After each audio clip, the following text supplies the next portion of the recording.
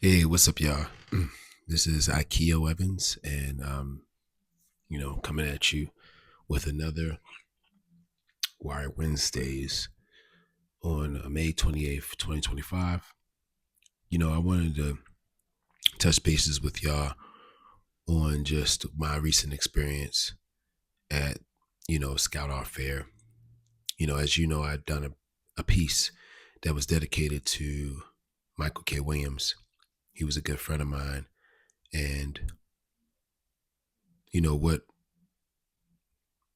the encounters that I've experienced with knowing him, he's always seen things. He was a visionary, and always to the point where I wasn't ready to, you know, um, chase my dream, if you want to say, like fully. I was serving two masters. I was in the streets when I first met him.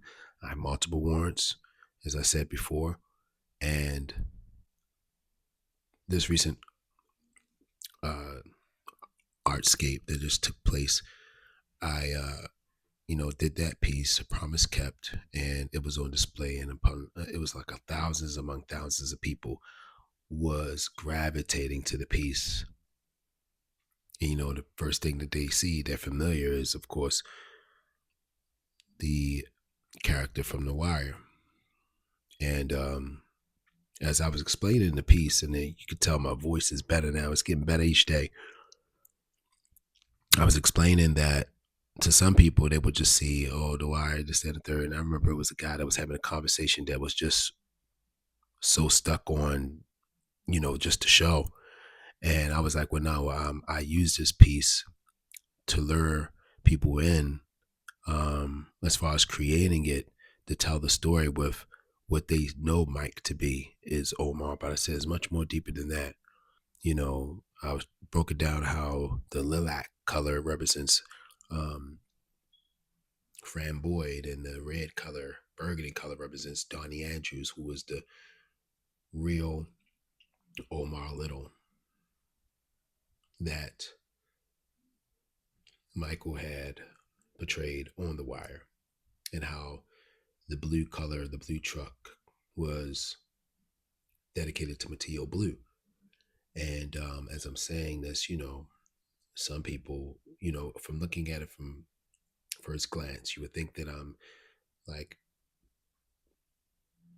I don't know, just showing Wire fandom. For me, I've always had the opportunity of not knowing just the actors from The Wire, but the real people. So I was glad and I was happy to utilize this piece to educate. And I noticed that all around me, man, like I was educating, talking about the stories of my interactions with people from Baltimore. Not a show, people from Baltimore. And there's so much more work to do as far as like really getting the real stories out. And but both stories work together for the good.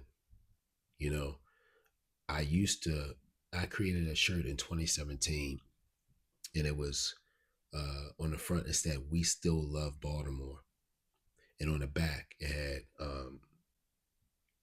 "Baltimore is more than the home of the Wire." It was a long text in the back. We are more than the home of the Wire, and we are. You know, and when you see any of the pieces that I highlight, I'm only trying to bridge the gap between the show and the truth. I remember I was down a hill on Rose Street back in 2007, 2008, or 2008 to be exact. And I remember my friend Do Dirty. We used to be down a hill on Rose Street.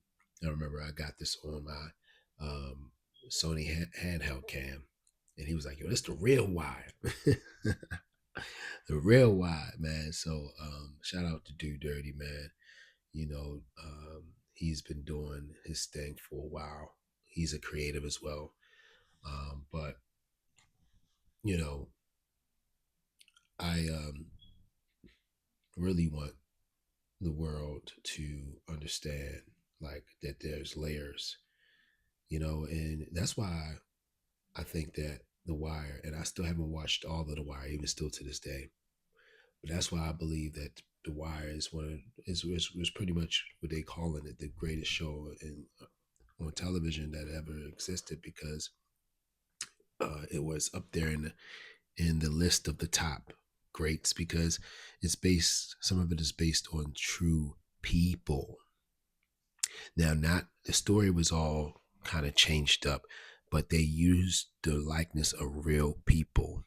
Like Bodie was made into two different characters, you know, Nathan Bodie Barksdale, Nathan Avon Bodie Barksdale. Bodie was his nickname. They called him Uncle Bodie. He hated being called Avon because it reminded him of the Avon lady. You know, Donnie Andrews, which was the real Omar. The only thing is, you know, he loved women, and also he did rob drug dealers. But God rest his soul, I had many interactions with him. Solid brother. If you see in The Wire, it was a scene where Michael K. Williams' character Omar was about to leave, I guess, his cell, and they put like yellow pages inside of his dip, inside of where his abdomen is, so that way he won't get shanked. The guy that taped the yellow pages onto his abs was Donnie Andrews, the real Omar. So